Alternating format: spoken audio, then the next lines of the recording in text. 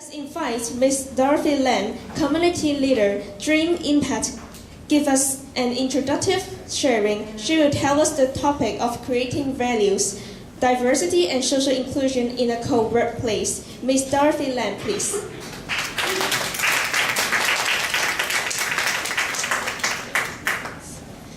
Thank you, Professor Snell, for such a very in-depth and theoretical background on what CSV is, because I think in Hong Kong we really need to push that movement and how corporates can collaborate and think out of the box. How can we really create new kinds of value?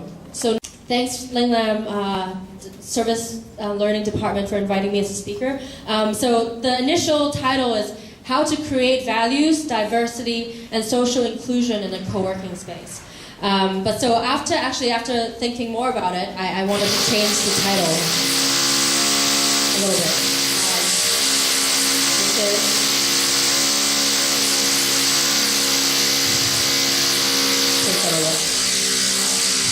So I really want to talk about is the magic of a socially minded co-working space. So what is the magic? And not just any co-working space, but really a socially minded co-working space. So let's use a short video to talk about it.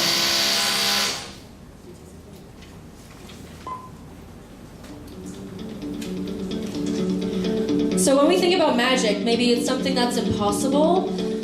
So perhaps magic is building this whole space in 3 months.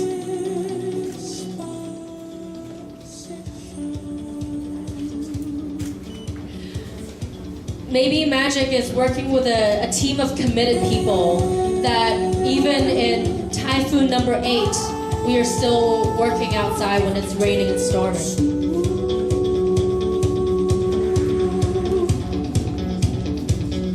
Maybe magic is thinking that secondhand furniture is totally usable, that most of our space is built on secondhand and reusable items, and building it brick by brick, all by hand.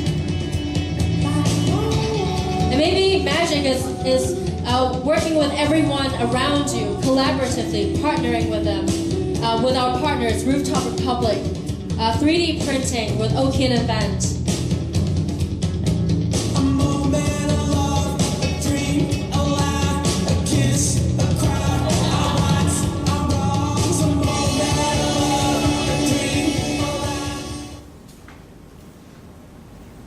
So magic. We are an entrepreneurial space for collective social impact. So we're not just thinking about money, and being entrepreneurial is very important because that's how you can sustain a business. But collective social impact, that's what we want to create collectively. And I just want to show the Chinese version of this as well, because I really like this time symbol of how can we times social impact and multiply it by entrepreneurial spirit.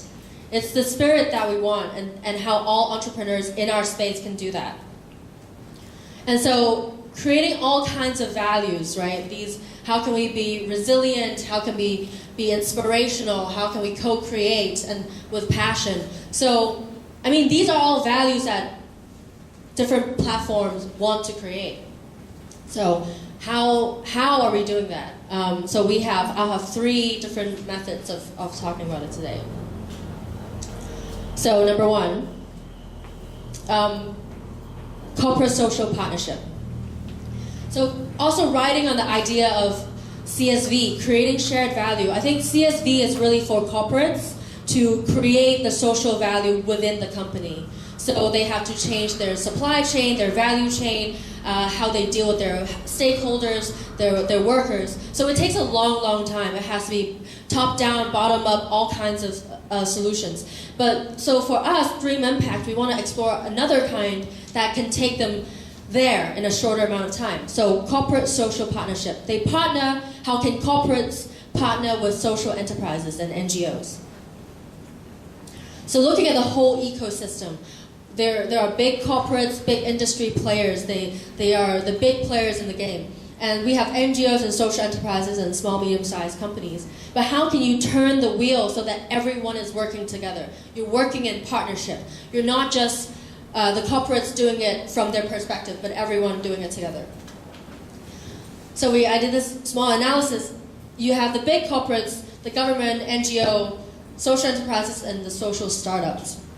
But what I'm seeing is that a lot of corporates, in order to do CSR and CSV, they're hiring internally, like a innovation team, or they have an entrepreneurial startup. So Tencent actually, when they started WeChat, they had multiple teams working on the same app.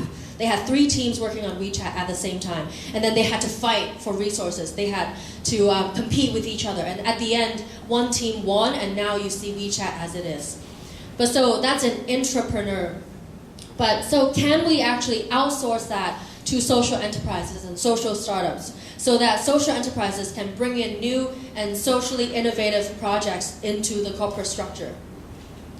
And that is also how social enterprises can scale up. They can now work with big corporates and have a bigger client. So we recently did the first series of events here.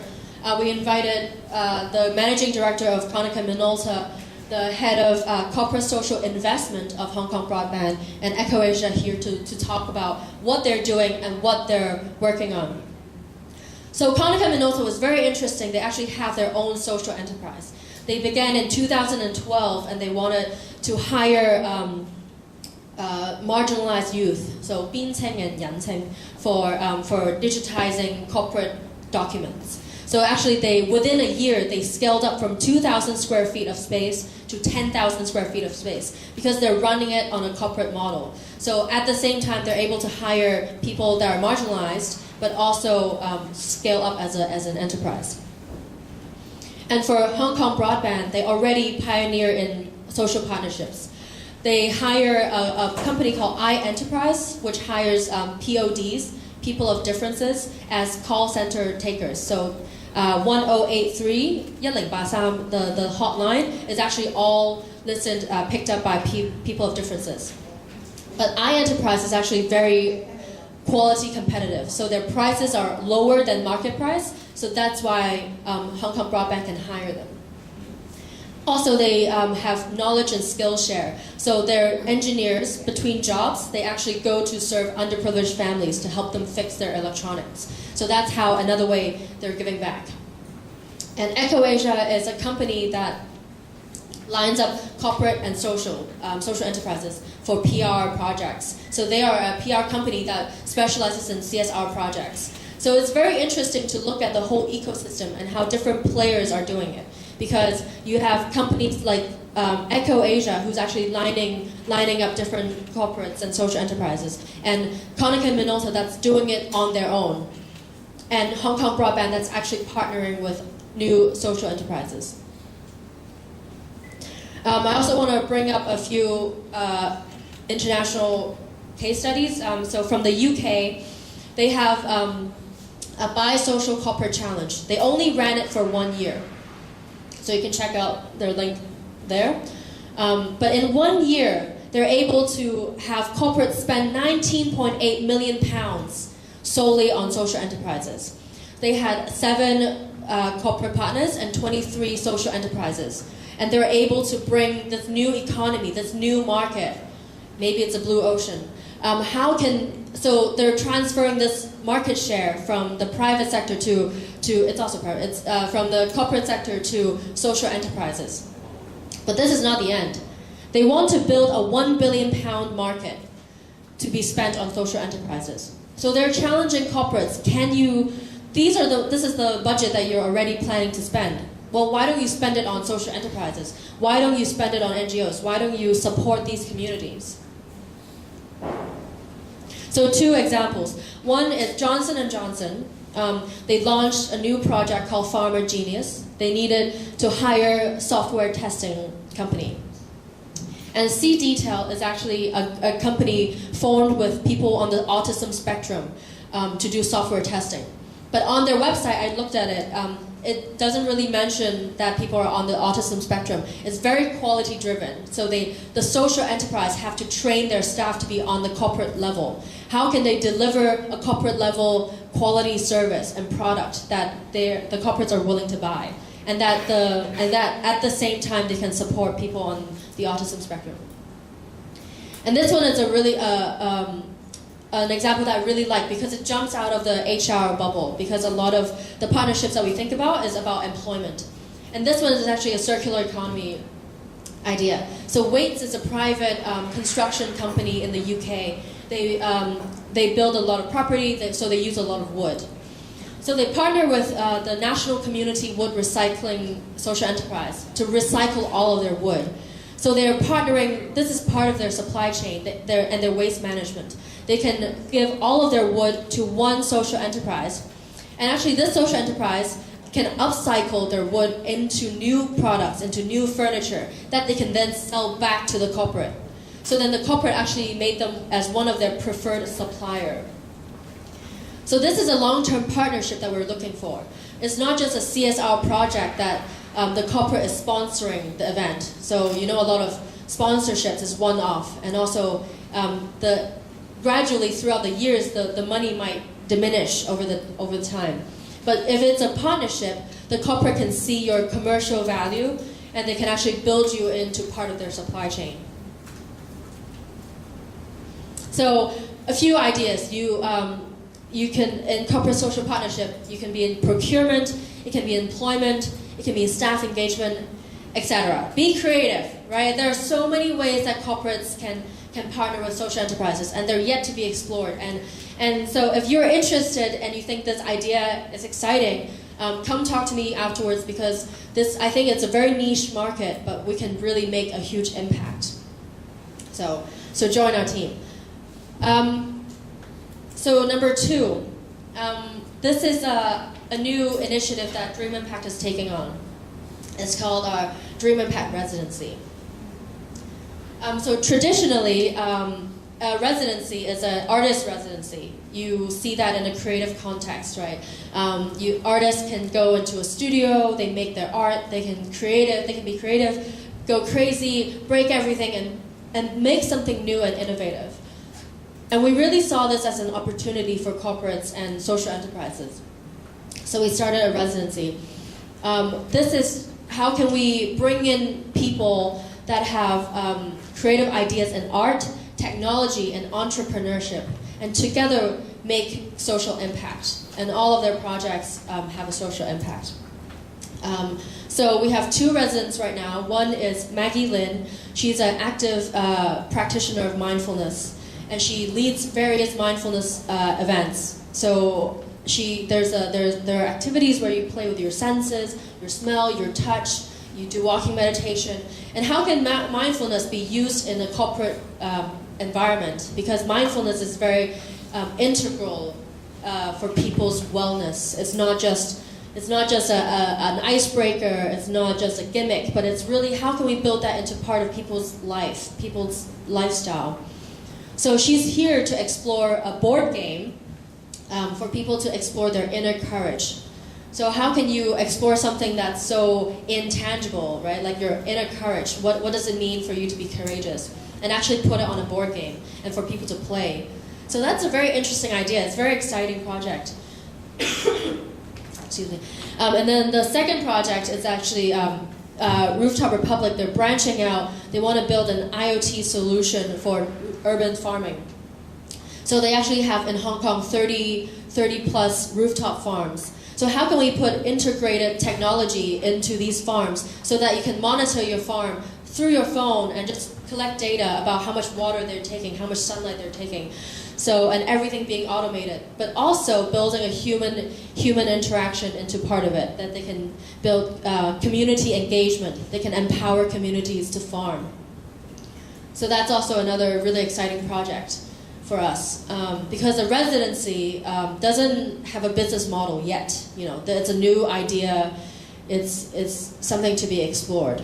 So for us, Dream Impact, on one hand, we have the corporate social partnership that's very entrepreneurial. It's all about how do we build better businesses for greater social impact, right? And then on the other hand, we have the residency, something that's innovative, uncertain, unknown, something to be explored. And how can co-working spaces, right, build these uncertainties, these dilemmas, and we can hold these spaces together at the same time. And so, number 3, I really want and hope that everyone here can actually participate in this magic. Are you guys ready for some interactive parts? I think you all received 2 post-it notes, right? Actually, so for the first 2 parts, are there any questions you wanna ask regarding those 2 items?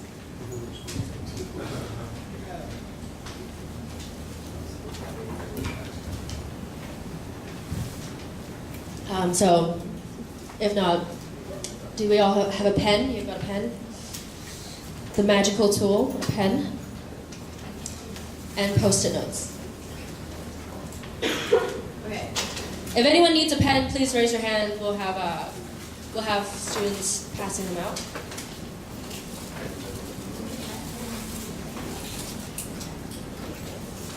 Okay, maybe one in the back.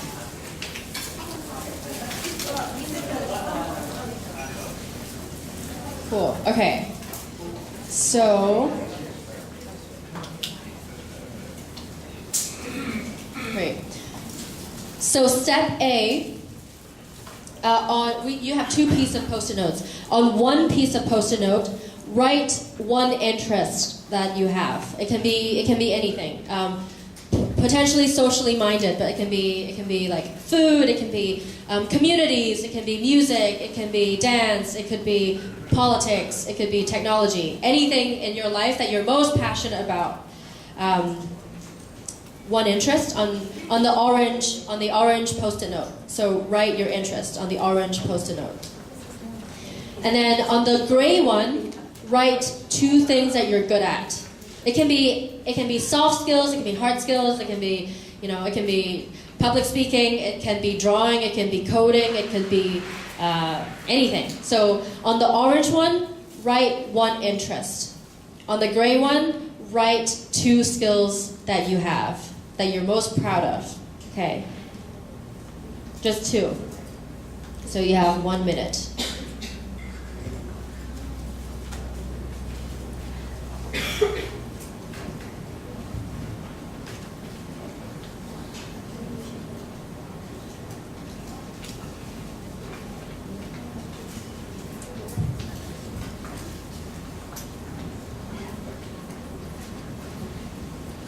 You can look up when you're done, so I know you're done. Oh, someone's missing an orange post-it note over there.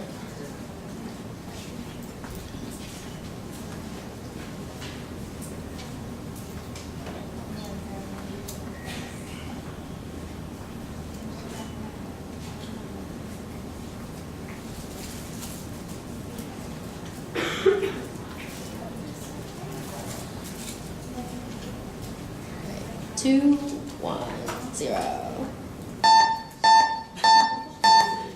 Okay, time's up. All right. So next, step B, make a group of 10. So this one needs you gotta move up. You gotta stand up. But so how can you make a group of 10? So based on what? So based on your interest, you can attract other people. So if someone else is interested in your interest, they can come to you and make a group. Or if your skills can match someone else's interest, if your skills can complement someone else's interest. It doesn't have to be the most straightforward connection. It can be any connection that you think. So we want to find how can we create a fastest group of 10 based on your interests and skills. Okay, maybe so we gotta stand up. Can we all stand up for a second?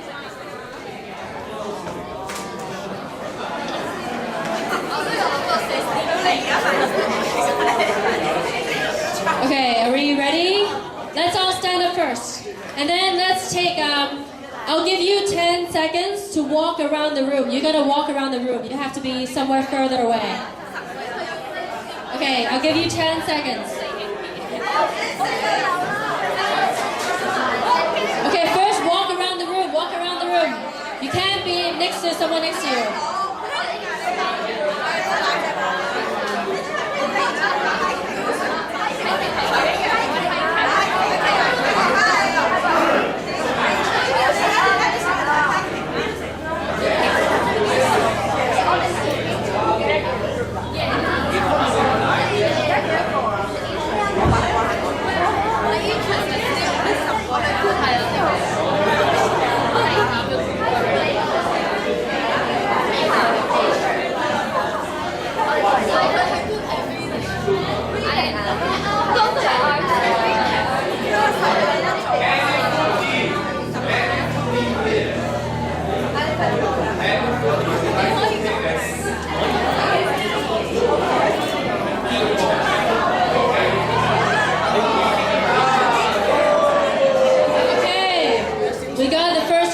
Okay, I see 3 big clusters.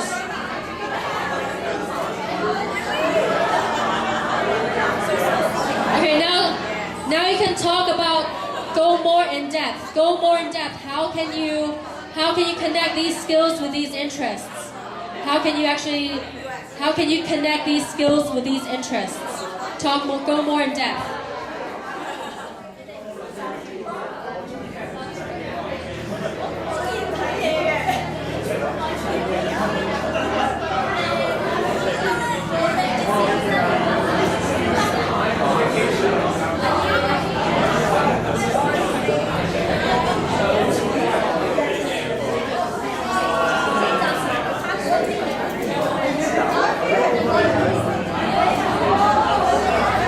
Maybe that group can move over here for more space.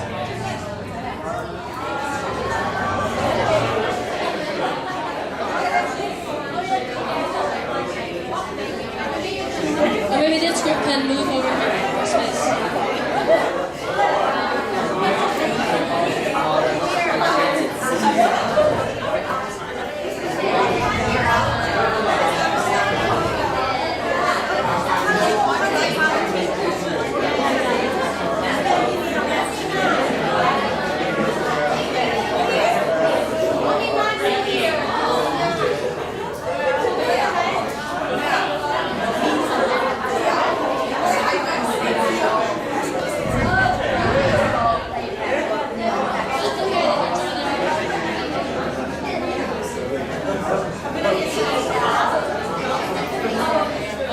You can make new connections.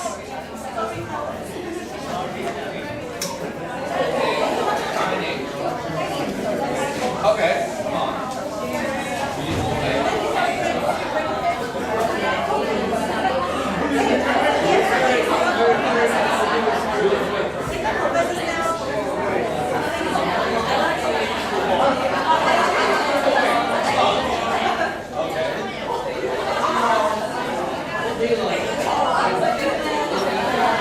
It's okay, you can just talk within your group.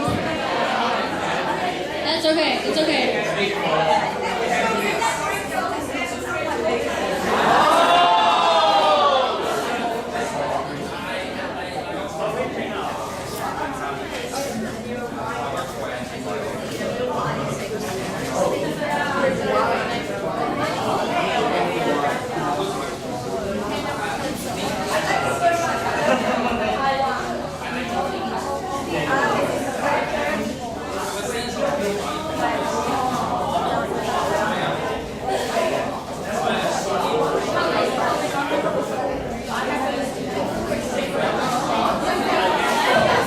Okay, one last minute.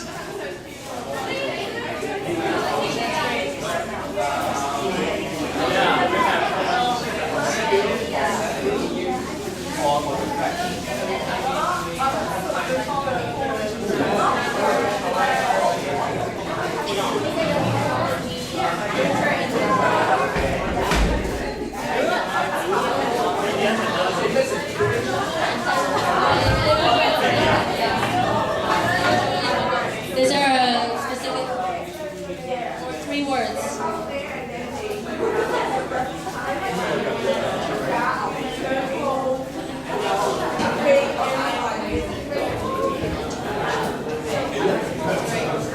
Okay, we have 1 second.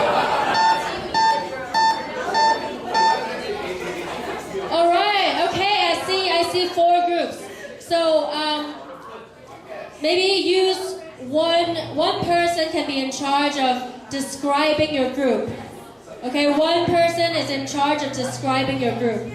What is the general tone? What are the general clusters of interests? What are the general skills?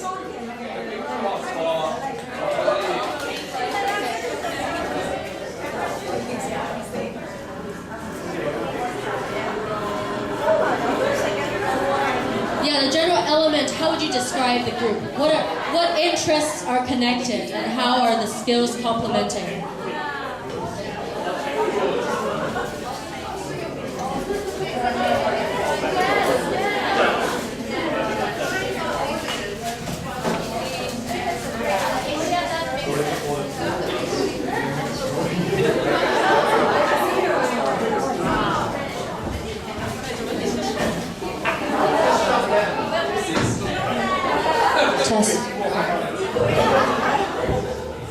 Okay, let's have the middle group begin first. Let's all hear what they have. Just a few words. How would you describe your group? Okay, some of us said like because most of us love eating. That's great. Yeah. So, and cooking Okay. and music. And music. Okay. Okay. Yeah. And sorry, wine. So we take all the goodness from the nature. And I love nature. Okay. And so do Timothy. Yeah. That's great. Yeah. So. Oh, red wine. Okay. okay. And we So- love healthy life and Healthy life. Yeah. So we What are love some of the skills that are complementing? eating is our skills. Okay. And searching for good things. Okay. I think. And The basic needs. Okay. and today I bring a A yogurt. special drink. I heard it was a dragon fruit and yogurt. Wow. Very good. Purple color. Purple color. Already have some action happening. That's great. Knowledge and skill share. Okay, thank you. Thank you. Who's next? Who wants to? Which group wants to go next? Anybody? Okay, in the back. All right. So let's hear this group.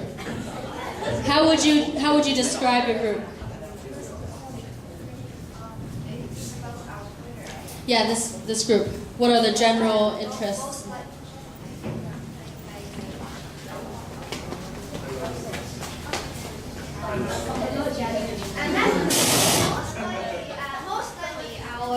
Our group, our members belongs with the stage, creative, drama, or some arts. So if we will have a project, so we may use a stage to link up us. Maybe a multimedia and with different language drama, so we can mix everything art with music, and some of one with special needs, and so we can link up with something else.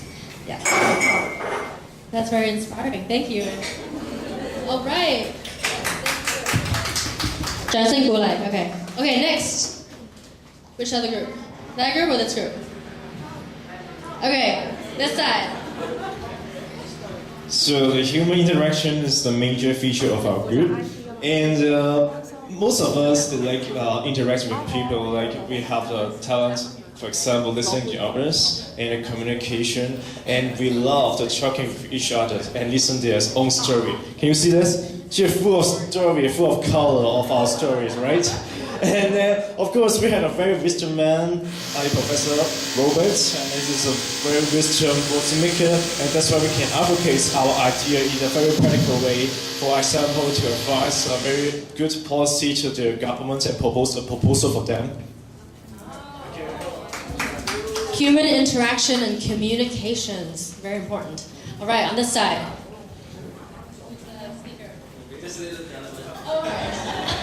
Okay, so for our group, it's quite of a mix. Some of us really are into technologies and also at the same time like personal development and social interaction with people. There are different people here on different business field and also NGOs which are really interested in helping different background of social life, and also like some students here as well that are really interested in engaging with the community. So yeah, we are really a mixed group, so yeah.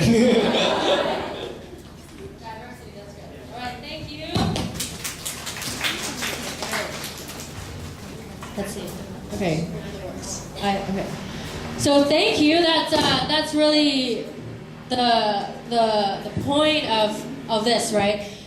Bringing together a group of socially minded people. And so what is the magic? The magic I really wanted to share is in making meaningful connections. I think in a lot of co-working spaces, their target is about growing their businesses, which is great. But for us, it's really about making that meaningful connection. How can we talk to someone else, not just because they can grow your business, talk to someone else not because they're more powerful, but you should talk to someone because they're just as passionate as you are about doing this, because they want to solve the same issues as you do. And so this is our platform, and this is how we can make meaningful connections, connecting with people at the heart and not just at the mind, and really making a difference for our society. So thank you.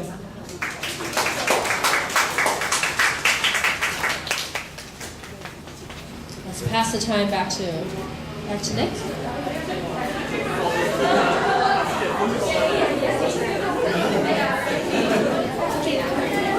Thank you all for your active participation. Please take a seat first.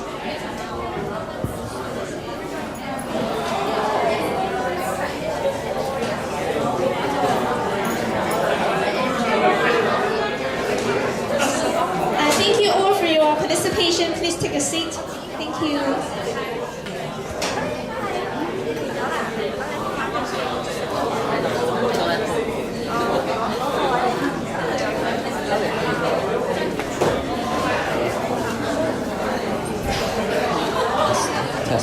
We are now going to move on to the Q&A session, so please take a seat first.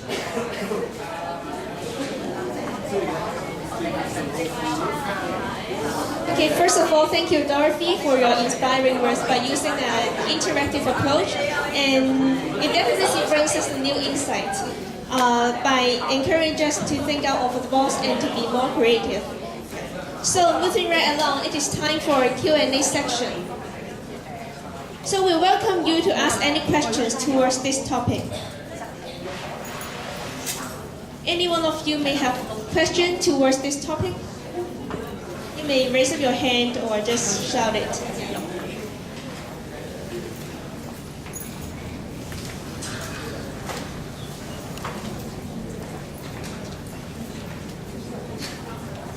Any questions?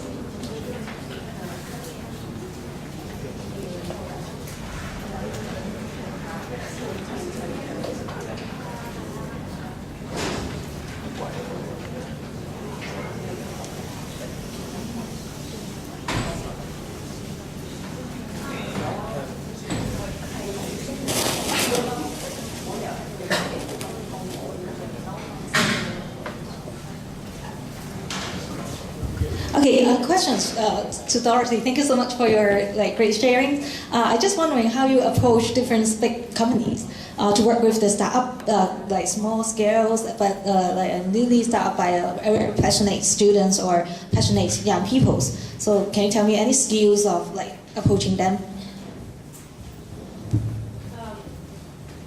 I would say go to networking events because there are many events like hackathons, conferences, and a lot of corporates. I think social enterprises have to step out of your comfort zone and really go to corporate events. Sometimes I'm not even invited, but I just go drop off my name card and pretend I'm someone important, and that's how you can talk to corporates. I've met people who are head of the hedge fund at some banks. I've met people who are the director of different companies, just because I'm able to step out of my comfort zone. At first, they're like, "Whoa, social enterprises, I don't know." But some other ones, actually many corporates are already very familiar with CSV. And so when you talk to them, when you say, "Hey, we're here to help you create your company's shared value," they're actually very interested. So it's really about stepping out of your comfort zone and meeting people in the corporate world and understanding their thinking.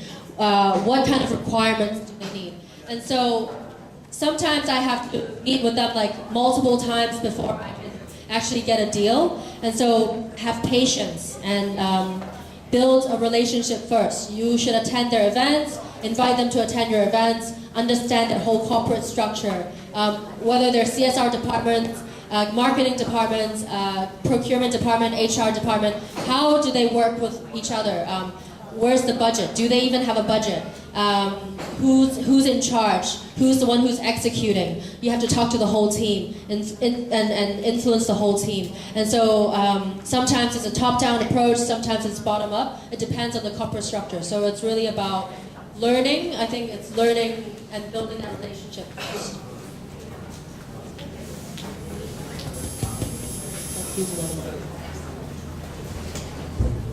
We're doing a mic share. Test. Do that one.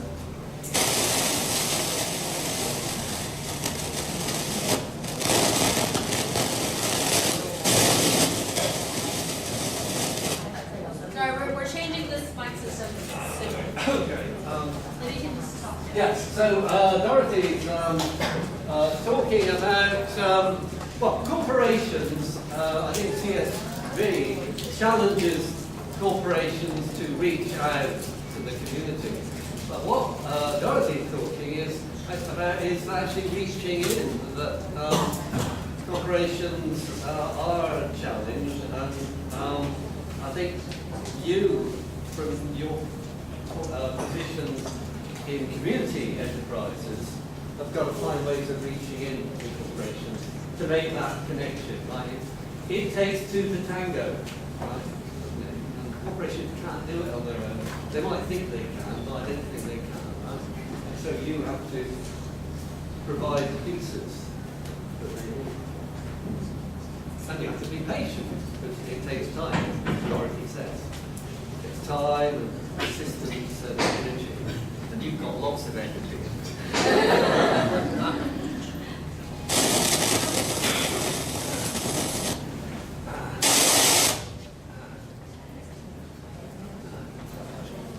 Testing. So thank you, Professor Snell, for your response and like a kind of closing remark. So any questions in terms of this Q&A section? Oh, Scott, okay. The presentations raised some issues for me in terms of the context of the society.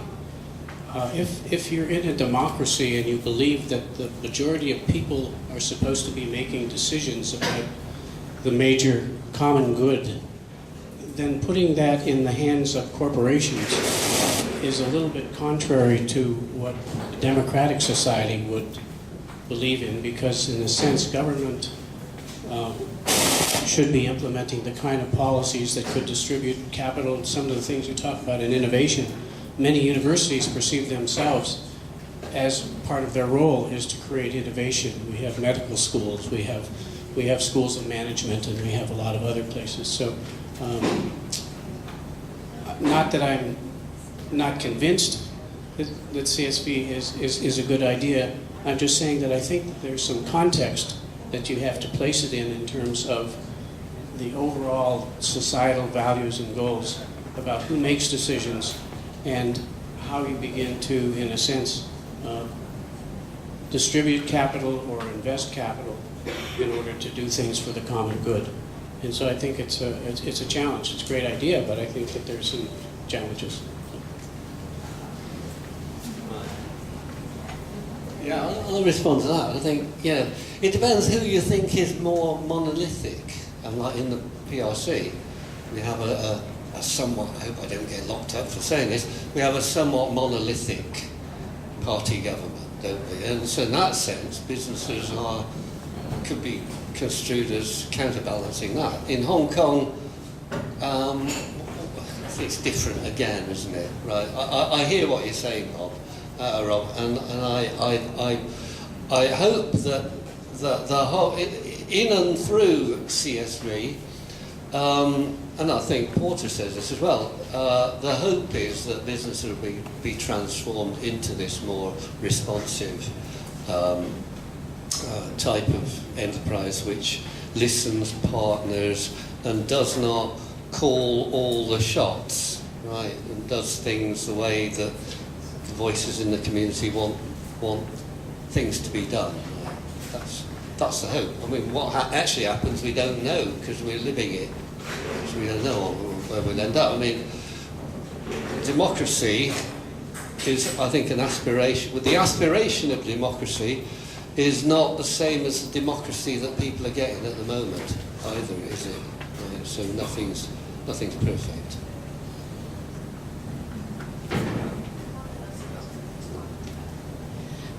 And I think that's a very valid point. And the co-founders of Dream Impact actually are very,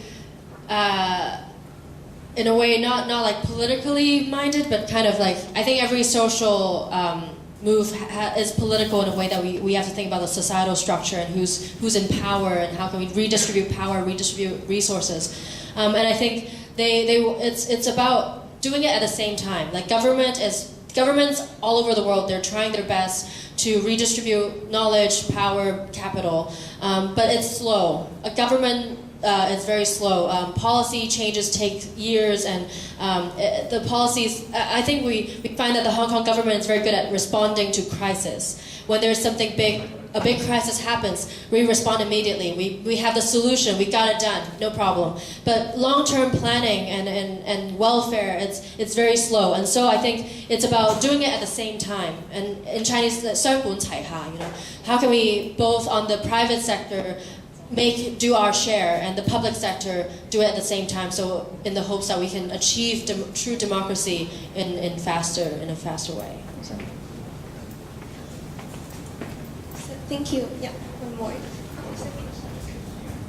First of all, thanks for your, Dorothy's presentation. My question is, when you are doing the approaching the corporate, do you have any type of corporate you are approaching to prioritize, like the real big entrepreneur or some small non-profit corporate, or all at the same time? Welcome. So we call the early adopters. So we look at the market and we find corporates that already are doing more CSR than other companies. And that they're more prone to accepting collaboration with social enterprises. So we look at those first, and then we get to know them, we talk to them. Because, yeah, like Professor said, CSR has been around for a long time, and a lot of corporates in Hong Kong, they're getting the caring company certification, so a lot of them have that mindset. And so it's really about getting the early adopters on board. So we're looking at companies like Konica Minolta, Hong Kong Broadband, MTR, IKEA. They all have an early mindset of what socially responsible means. And then we can talk to them more about developing other programs and long-term partnerships.